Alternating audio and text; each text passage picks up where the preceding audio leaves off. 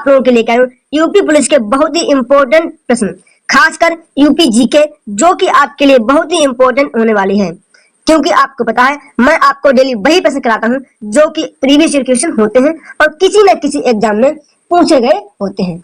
तो साथियों, वीडियो को बिना स्किप किए अंत तक जरूर देखें ताकि आप ये सभी क्वेश्चन बहुत ही अच्छे ढंग से कर सकें। और साथियों, वीडियो को लाइक करना बिल्कुल भी ना भूलें, वीडियो को लाइक तो करते ही चलें।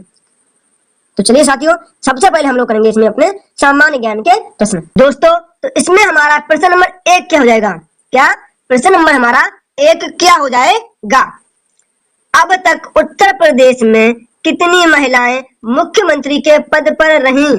मतलब अब तक की यूपी में कितनी महिलाएं हैं जिन्होंने मुख्यमंत्री के पद पर कार्य किया? तो कितनी है? वो 2 महिलाएं हैं। ऑप्शन नंबर सी हो जाएगा। 2 महिलाएं हैं। उनका नाम क्या है? एक सुचेता कृपलानी है। कौन? एक तो सुचेता कृपलानी है जो यूपी की पहली मुख्यमंत्री, मतलब पहली महिला मुख्यमंत्री बनी थी। उसके बाद क्या है? एक और है। कौन? मायावती। मायावती, ठीक है। अगला क्या है? प्रश्न नंबर 2 हमारा क्या हो जाएगा? उत्तर प्रदेश विधानसभा के प्रथम अध्यक्ष कौन थे? यूपी विधानसभा के पहले अध्यक्ष कौन थे? तो साथियों, ये कौन थे? ये पुरुषोत्तम दास टंडन। ऑप्शन हो जाएगा बी, पुरुषोत्तम दास टंडन है। ये यूपी के पहले विधानसभा के अध्यक्ष बने थे।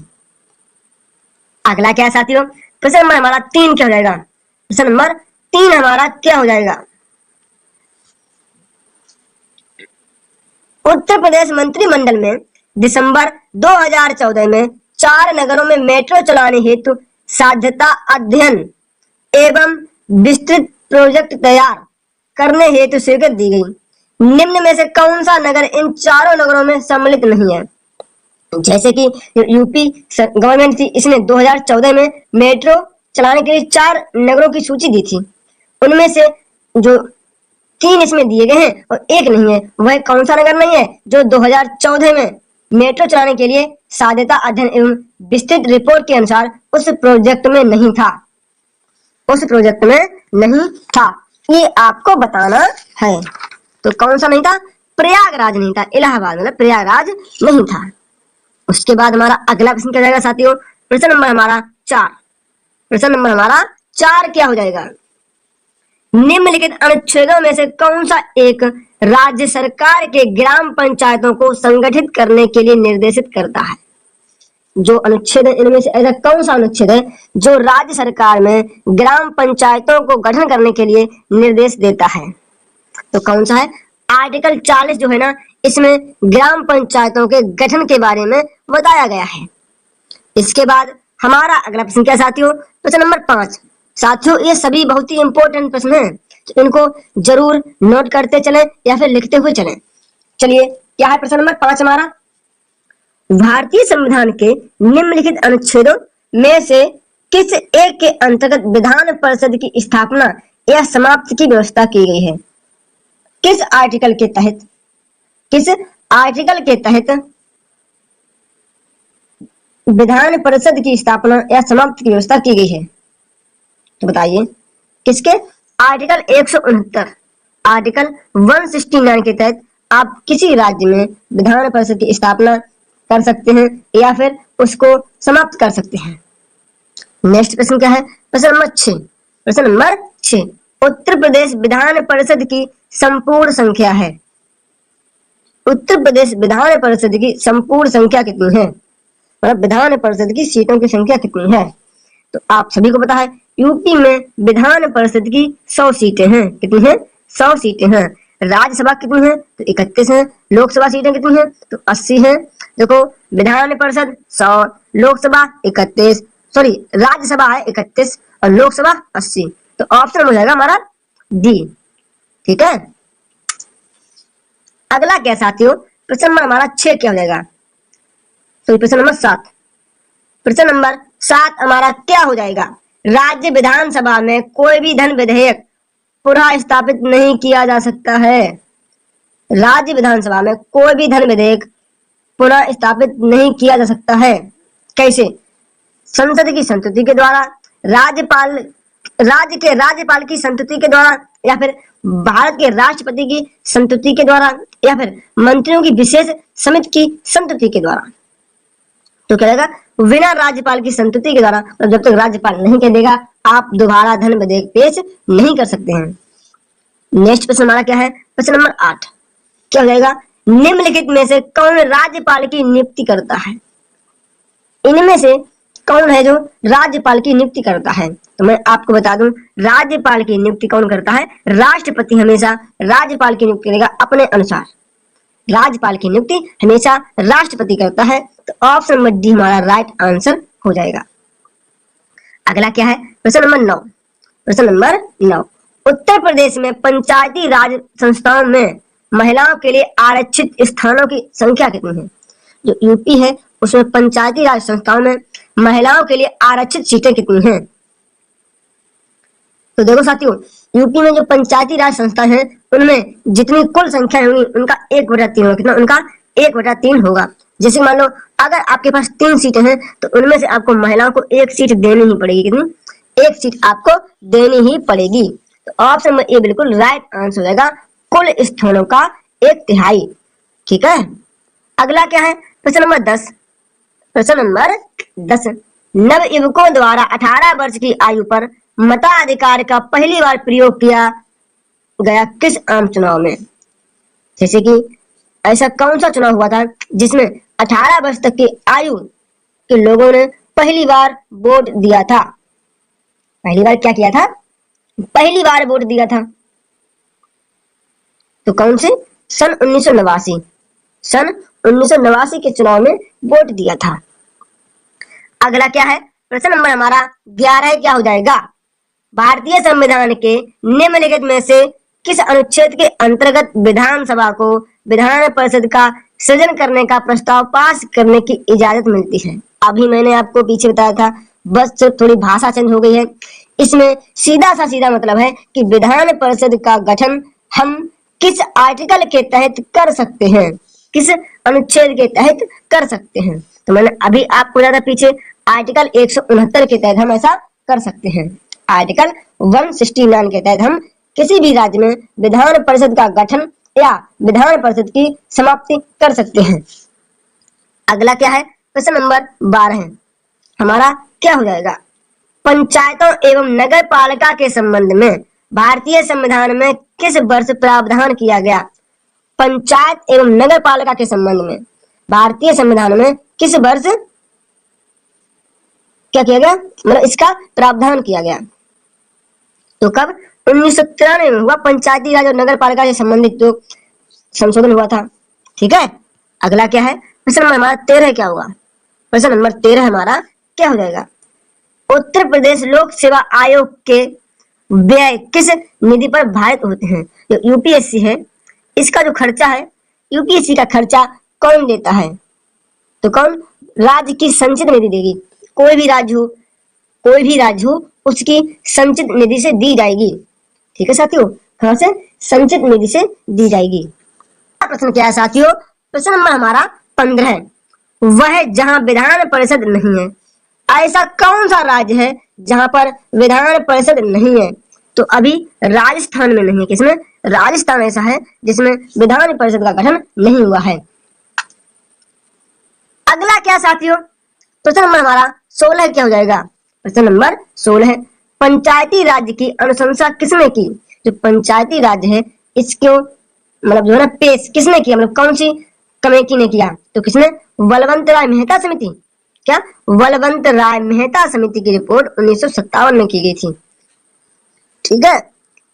अगला क्या साथियों, प्रश्न नंबर हमारा 17 क्या हो जाएगा, क्या है, भारतीय संविधान के अनुच्छेद 226 के अंतर्गत उच्च न्यायालय द्वारा दिया गया निर्देश परिवर्तित किया जा सकता है। आर्टिकल 226 के अंतर्गत जो हाई कोर्ट न्यायालय जो हाई कोर्ट है ना उसके द्वारा दिया गया निर्देश परिवर्तित कर सकते हैं। कैसे, तो किसी के द्वारा नहीं, किसी के द्वारा हम ऐसा नहीं कर सकते हैं। अगला क्या है, प्रश्न नंबर हमारा 18 क्या हो जाएगा, प्रश्न नंबर 18, भारत में त्रिस्तरीय पंचायती राज राजतंत्र की सिफारिश किसने की थी। त्रिस्तरीय पंचायती राज, तो बताइए किसने की थी? तो ये किसने? बलवंतराय मेहता समिति ने की थी। बलवंतराय मेहता समिति के द्वारा त्रिस्तरीय पंचायत राजतंत्र की सिफारिश की गई थी। साथियों, अगर आपने अभी तक मेरे चैनल को सब्सक्राइब नहीं किया है तो मेरे चैनल को जरूर सब्सक्राइब करें, ताकि आने वाला अगला वीडियो सबसे पहले आपके पास पहुंच सके और आप अपनी यूपी पुलिस की तैयारी अच्छे ढंग से कर सकें। तो साथियों, कृपया मेरे वीडियो को लाइक जरूर करें। हमें पता है अभी तक आपने मेरे वीडियो को लाइक नहीं किया है, तो मेरे वीडियो को प्लीज जरूर लाइक करें। अगला क्या है? प्रश्न नंबर 19। प्रश्न नंबर 19 हमारा क्या हो जाएगा? किसी भारतीय राज्य के किसी भारतीय राज्य के राज्यपाल से संबंधित निम्नलिखित में से कौन सा कथन सही नहीं है? कौन सा कथन सही नहीं है? तो देखो, वह भारत के राष्ट्रपति द्वारा नियुक्त होता है, बिल्कुल सही है। वह भारत के राष्ट्रपति के द्वारा नियुक्त होता है, बिल्कुल सही है। अगले ऑप्शन हमारे क्या है? देखिए, वह 5 वर्ष तक पद पर रहता है, क्या ये ठीक है? ये भी ठीक है। यदि संबंधित राज्य की विधायिका उसे पद से हटाए जाने के लिए प्रस्ताव पारित करती है तो वह पद नियुक्त किया नहीं, उसे सिर्फ और सिर्फ राष्ट्रपति ही हटा सकता है। तो ऑप्शन नंबर सी हमारा राइट आंसर, मतलब यही गलत है। प्रश्न नंबर 21 हमारा क्या हो जाएगा? चलिए देखते हैं। भारत के किसी राज्य में विधान परिषद का सृजन अथवा समाप्त की जा सकती है? विधान परिषद का सृजन या समाप्ति हम कैसे कर सकते हैं? तो देखो, राज्य की विधानसभा के तत्संबंधी संकल्पों को पारित करने पर संसद के द्वारा, इसके राज्य विधानसभा के तत्संबंधी संकल्पों को पारित करने पर विधानसभा कर सकती है। और किस आर्टिकल के तहत हम विधान परिषद की स्थापना कर सकते हैं? तो मैंने आपको बताया था किसे, आर्टिकल 169 के तहत हम लोग ऐसा कर सकते हैं। अगला क्या साथियों? प्रश्न हो जाएगा हमारा 22 क्या हो जाएगा? उत्तरांचल गठन के बाद उत्तर प्रदेश में कितने विधानसभा क्षेत्र शेष बचे हैं? जैसे कि जब से उत्तराखंड अलग हो गया उसके बाद यूपी में कितने विधानसभा क्षेत्र हैं? तो कितने हैं? 403 हैं। 403 प्लस 1। अगला क्या साथियों? प्रश्न नंबर 26 राज्य के,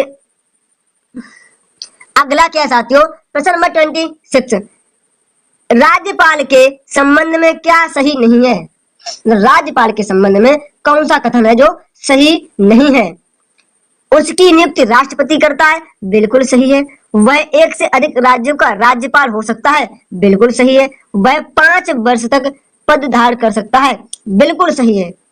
राज्य व्यवस्थापिका द्वारा हटाया जा सकता है? नहीं, उसे कोई नहीं हटा सकता, उसे सिर्फ और सिर्फ भारत के राष्ट्रपति ही हटा सकते हैं। अगला क्या है? 27 किस राज्य का लोकसभा तथा राज्यसभा में प्रतिनिधित्व सबसे अधिक है?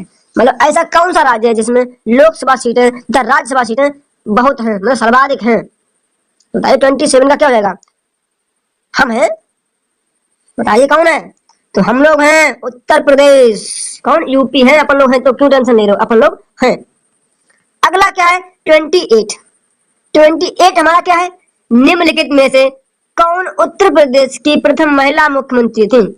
अभी मैंने प्रश्न नंबर 1 में बताया था आपको कि यूपी की पहली महिला मुख्यमंत्री कौन थी? तो कौन थी? सुचेता कृपलानी थी। कौन? सुचेता कृपलानी थी। और यूपी की पहली महिला राज्यपाल श्रीमती सरोजिनी नायडू थी। अगला क्या है? प्रश्न नंबर 29। प्रश्न नंबर 29 क्या हो जाएगा? उत्तर प्रदेश में सर्वप्रथम किस वर्ष राजस्व परिषद की स्थापना की गई थी? यूपी में सबसे पहले राजस्व परिषद की स्थापना कब की गई थी? तो कब की गई थी? 1931 में की गई। 1931 में यूपी में राजस्व परिषद की स्थापना की गई थी। अगला क्या साथियों? प्रश्न नंबर हो जाएगा हमारा 30। प्रश्न नंबर 30 हमारा क्या है? राजस्व परिषद के प्रशासनिक एवं न्यायिक कार्यों को किस वर्ष अलग किया गया? राजस्व परिषद के प्रशासनिक एवं न्यायिक कार्यों को किस वर्ष अलग किया गया? तो इन्हें कब अलग किया गया? सन 1947 में किया गया। 1947 में ऐसा किया गया था। अगला क्या है? प्रश्न नंबर 31 उत्तर प्रदेश में चकबंदी कार्यक्रम किस वर्ष प्रारंभ किया गया था? यूपी में चकबंदी कार्यक्रम किस वर्ष आया था? तो 31 का क्या रहेगा? सी। 1954 में चकबंदी कार्यक्रम की शुरुआत की गई थी, वो भी उत्तर प्रदेश में। अगला क्या है? प्रश्न नंबर 32 हमारा क्या हो जाएगा? चकबंदी कार्यक्रम का निम्न में से किससे संबंध है? चकबंदी कार्यक्रम है, इसका संबंध किससे है? तो देखो, चकबंदी से भूमि सुधार भी होगा, हरित क्रांति भी होगी, ग्राम्य विकास भी होगा, तो ये सभी हो जाएगा, ये सभी हो जाएगा। अगला क्या है? प्रश्न नंबर 33। 33 हमारा क्या हो जाएगा?